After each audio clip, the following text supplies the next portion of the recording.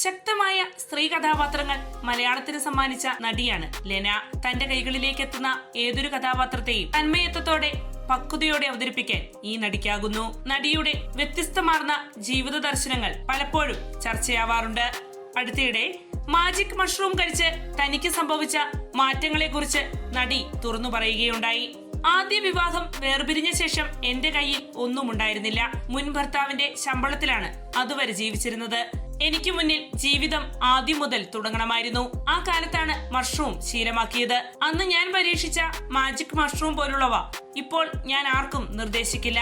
അത് വളരെ അപകടകരമാണ്. ഓരോ വ്യക്തിയിലും അതുണ്ടാക്കുന്ന മാറ്റങ്ങൾ പ്രവചിക്കാനാവില്ല. അങ്ങനെ എന്റെ കുടുംബം എന്നെ മാനസികാരോഗ്യ ആശുപത്രിയിലാക്കി. അവിടെ വെച്ച് എനിക്ക് മരുന്നുകൾ നൽകി എന്നെ അബോധാവസ്ഥയിലാക്കി. ആ മരുന്നുകൾ പെട്ടെന്ന് നിർത്തുമ്പോഴുണ്ടാകുന്ന വിറയിലും പെരുമാറ്റ മാറ്റങ്ങളും കണ്ടപ്പോൾ അവർക്ക് എന്റെ ഭ്രാന്ത് കൂടുകയാണെന്ന് തോന്നി.